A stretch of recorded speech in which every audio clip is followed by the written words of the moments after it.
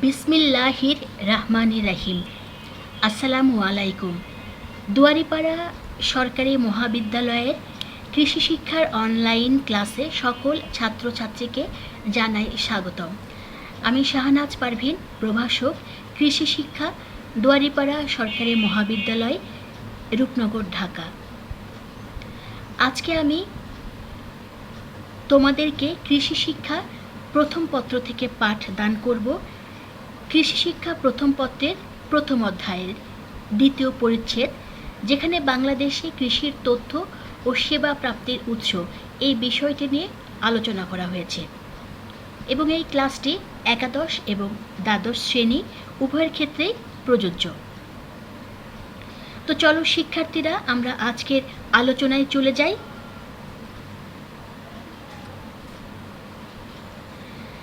বাংলাদেশের কৃষির তথ্য ও সেবা প্রাপ্তির উৎসগুলোকে বিভিন্ন ভাগে ভাগ করা যায়।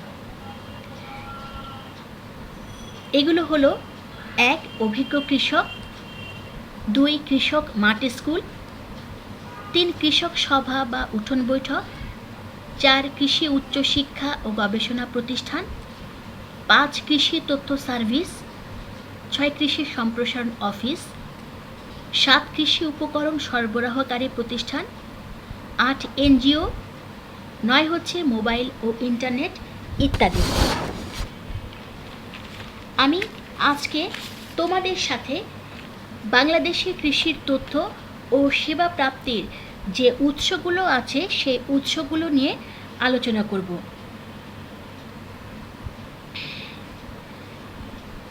তো শিক্ষার্থীরা, চলো আমরা আজকের আলোচনা শুরু করি। প্রথমেই আছে অভিজ্ঞ কৃষক, অর্থাৎ এক্সপেরিয়েন্সড ফার্মার্স। কৃষির তথ্য ও সেবা প্রাপ্তির উৎস হিসাবে অভিজ্ঞ কৃষক গুরুত্বপূর্ণ ভূমিকা পালন করে থাকে। ফসল চাষের বিভিন্ন কলাকৌশল ও প্রযুক্তি বিষয়ে তাদের হাতে কলমে শিক্ষা রয়েছে। কথাই বলে যে পুরনো চাল ভাতে বাড়ে, আসলেও তাই। ফসল চাষ, মাছ চাষ, পোলট্রি ও গবাদি পশু পালন ইত্যাদি কৃষি বিষয়ক কাজে অভিজ্ঞ কৃষকেরা বিশেষ অবদান রাখতে পারে। কৃষকের কৃষিকাজের বাস্তব অভিজ্ঞতা ও জ্ঞান যুগ যুগ ধরে বংশ পরম্পরায় বর্তমান পর্যন্ত এসেছে। অভিজ্ঞ কৃষক একজন স্থানীয় নেতা ও পরামর্শদাতা। তিনি কৃষি সম্প্রসারণের লক্ষ্যে তার বাস্তব জ্ঞান ও অভিজ্ঞতা অন্য কৃষকের কাছে পৌঁছে দেন। অভিজ্ঞ কৃষক স্থানীয় কৃষি তথ্য ভাণ্ডার হিসাবে কাজ করে থাকে। কৃষক মারা যায়, কিন্তু তার তথ্য ও জ্ঞান রেখে যান। কৃষক থেকে কৃষক, দাদা থেকে বাবা, বাবা থেকে ছেলে, ছেলে থেকে নাতিপুতিতে কৃষকের অসীম জ্ঞান স্থানান্তর হয়। কৃষক যখন কোনো সমস্যায় পড়েন, তখন হাতের কাছে কাউকে না পেয়ে নিজেই চিন্তা, অনানুষ্ঠানিক গবেষণা, পরস্পরের মধ্যে মত বিনিময় করে সমস্যার সমাধান করেন, অনেক কিছু আবিষ্কার করেন। এজন্য কৃষকদের প্রাকৃতিক কৃষি বিজ্ঞানী বলা হয়ে থাকে। অভিজ্ঞ কৃষকের কাছ থেকে অনেক কৃষক তথ্য নিয়ে উপকৃত হন। অভিজ্ঞ কৃষকদের মাধ্যমে কৃষির তথ্য ও সেবা পাচ্ছেন এমন কয়েকজন অভিজ্ঞ কৃষকের অভিজ্ঞতার কথা এখানে আমি সংক্ষিপ্ত আলোচনা করব। টাঙ্গাইল জেলার ঘাটাইল উপজেলার শালিয়াবহ গ্রামের কৃষক আব্দুল আজিজ। তার 8 একর জমি বিভিন্ন রকম ফল গাছ, ভেষজ গাছ, ফসলসহ প্রাকৃতিক উপাদানে ভরা। নিজে এগুলো চাষ করে প্রচুর অভিজ্ঞতা অর্জন করেন। নিজের অভিজ্ঞতায় তিনি একবার ইউরিয়া সার সাশ্রয়ের জন্য আনারস খেতে তরল ইউরিয়া স্প্রে করে সারা দেশে আলোড়ন সৃষ্টি করেছিলেন। কৃষি বিজ্ঞানীরা জানান যে তার এই ইউরিয়া স্প্রে বিজ্ঞান সম্মত। এছাড়াও বাংলাদেশের সর্বত্র ছড়িয়ে ছিটিয়ে আছে অসংখ্য অভিজ্ঞ কৃষক, যেমন রাজশাহীর মঞ্জুর স্ট্রবেরি উৎপাদনে সফলতা দেখিয়েছেন, পাবনার বাদশাহ পেঁপে উৎপাদনে, পাবনার ময়েজ কুল উৎপাদনে, যশোরের আইয়ুব সবজি উৎপাদনে, শেরপুরের রফিকুল ভুট্টা চাষ করে সফল কৃষিজীবী হিসেবে সুনাম অর্জন করেছেন। তাহলে দেখা যাচ্ছে যে কৃষির যত উৎস আছে তার ভিতরে অভিজ্ঞ কৃষকের উৎসটা অনেক গুরুত্বপূর্ণ। তারা প্রাকৃতিক কৃষি বিজ্ঞানী হিসেবে কাজ করে থাকেন। তো শিক্ষার্থীরা, আমি আশা করব তোমরা অভিজ্ঞ কৃষকের মাধ্যমে কিভাবে কৃষি তথ্য অন্য কৃষকদের মধ্যে হস্তান্তরিত হয় সেটা তোমরা বুঝতে পেরেছ। এরপরে আছে কৃষক মাঠ স্কুল অর্থাৎ ফার্মার্স ফিল্ড স্কুল। কৃষক মাঠ স্কুল হলো কৃষি বিষয়ে কৃষকদের জ্ঞান ও দক্ষতা বৃদ্ধির জন্য প্রশিক্ষণ দেওয়ার একটি কেন্দ্র। একদল কৃষাণীকে অনানুষ্ঠানিকভাবে হাতে কলমে ফসল ব্যবস্থাপনার উপর যেখানে প্রশিক্ষণ দেওয়া হয় তাকে কৃষক মাঠ স্কুল বলে। এসব স্কুল পরিচালনা করে কৃষি সম্প্রসারণ অধিদপ্তর। হাটে বাজারের নির্দিষ্ট স্থানে অথবা ক্লাব ঘরকে কৃষক মাঠ স্কুল হিসেবে নির্বাচন করা হয়।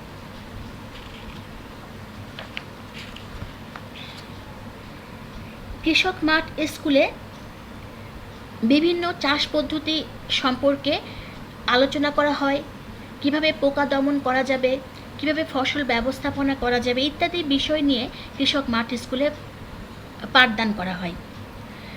কৃষক মাঠ স্কুলের মাধ্যমে কৃষকরা বিভিন্ন তথ্য পেয়ে থাকে, যেমন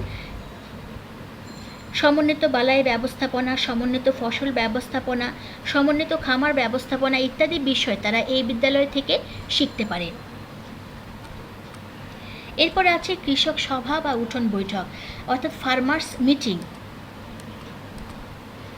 কৃষি সম্প্রসারণ অধিদপ্তরের নিয়ন্ত্রণাধীন উপজেলা কৃষি অফিস প্রায় প্রতি মাসে অথবা প্রয়োজন অনুসারে মাঝে মাঝে কৃষকদের নিয়ে বিভিন্ন বিষয়ে যে সভা বৈঠক করে তাকে কৃষক সভা বা উঠোন বৈঠক বলে।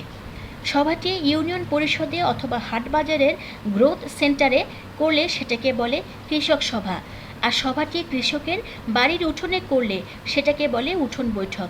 কৃষক সভা ও উঠোন বৈঠকের লক্ষ্য উদ্দেশ্য একই। ফসল চাষের মৌসুম শুরুর আগে অথবা মাঝে কৃষক সভা উঠোন বৈঠক করা হয়। এর লক্ষ্য উদ্দেশ্য হল নতুন প্রযুক্তি হস্তান্তরে কৃষকদের উদ্বুদ্ধ করা ও কৃষকদের বিভিন্ন সমস্যার সমাধান দেওয়া। এরপরে আছে কৃষি উচ্চশিক্ষা ও গবেষণা প্রতিষ্ঠান। কৃষি উচ্চশিক্ষা ও গবেষণা প্রতিষ্ঠান কৃষি সম্প্রসারণে তথ্য হস্তান্তরে গুরুত্বপূর্ণ ভূমিকা পালন করে থাকে।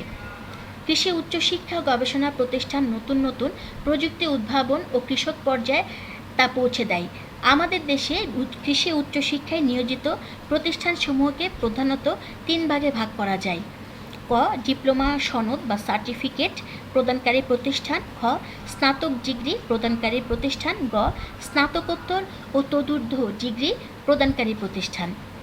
এখন আমি আলোচনা করব ডিপ্লোমা সনদ বা সার্টিফিকেট প্রদানকারী প্রতিষ্ঠান নিয়ে। এ ধরনের প্রতিষ্ঠান থেকে 4 বছর মেয়াদী ডিপ্লোমা সনদ প্রদান করা হয়, যা বাংলাদেশ কারিগরি শিক্ষা বোর্ডের একাডেমিক নিয়ন্ত্রণাধীন। কৃষি সম্প্রসারণ অধিদপ্তরের প্রশাসনিক নিয়ন্ত্রণে বাংলাদেশে এরূপ সরকারি বেসরকারি শতাধিক প্রতিষ্ঠান রয়েছে। কৃষি সার্টিফিকেট বা ডিপ্লোমা প্রদানকারী প্রতিষ্ঠানগুলো যেগুলো বাংলাদেশে বর্তমানে প্রচলিত আছে সেগুলো হলো কৃষি প্রশিক্ষণ ইনস্টিটিউট অর্থাৎ এগ্রিকালচারাল ট্রেনিং ইনস্টিটিউট, যেটাকে সংক্ষেপে বলে এটিআই। এগুলো আছে সরকারি 13টি এবং বেসরকারি শতাধিক। পশু চিকিৎসা ইনস্টিটিউট, ভেটেরিনারি ট্রেনিং ইনস্টিটিউট ভিটিআই, এগুলো হলো 2টি, ময়মনসিংহ কুষ্টিয়ায়। এবং আছে প্রাণী সম্পদ প্রশিক্ষণ institute, livestock training institute LTI, এগুলো আছে 2টি, গাইবান্ধা সিলেটে। এরপরে আছে স্নাতক ডিগ্রি প্রদানকারী প্রতিষ্ঠান। স্নাতক ডিগ্রি প্রদানকারী প্রতিষ্ঠান আছে বেশ কয়েক রকমের, যেমন সিলেট সরকারি ভেটেরিনারি কলেজ সিলেট, বরিশাল সরকারি ভেটেরিনারি কলেজ বরিশাল, দিনাজপুর সরকারি veterinary college Dinajpur, Sheikh Fazilatunnesa Mujib fisheries college Jamalpur এবং উন্মুক্ত বিশ্ববিদ্যালয় গাজীপুর। এগুলো এই প্রতিষ্ঠানগুলো থেকে কৃষি বিষয়ে স্নাতক ডিগ্রি প্রদান করা হয়ে থাকে।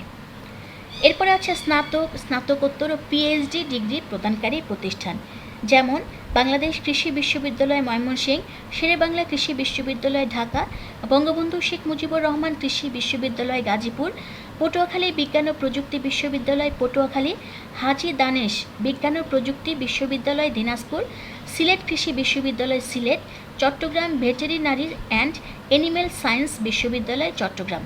এর মধ্যে বাংলাদেশ কৃষি বিশ্ববিদ্যালয় সবচেয়ে বড়। এগুলো ছাড়াও বিভিন্ন বিশ্ববিদ্যালয় থেকে কৃষি বিষয়ে উচ্চশিক্ষা প্রদান করা হয়ে থাকে, যেমন খুলনা বিশ্ববিদ্যালয়, ঢাকা বিশ্ববিদ্যালয়, রাজশাহী বিশ্ববিদ্যালয়, চট্টগ্রাম বিশ্ববিদ্যালয়, international university of business agriculture and technology Dhaka ইত্যাদি। তো প্রিয় শিক্ষার্থীরা, তোমরা আমার আজকের আলোচনা থেকে কৃষির তথ্য ও সেবা প্রাপ্তির উৎসগুলো তোমরা আশা করি বুঝতে পেরেছ। আগামী ক্লাসে আমি কৃষির বাকি যে উৎসগুলো আছে এগুলো নিয়ে আলোচনা করব।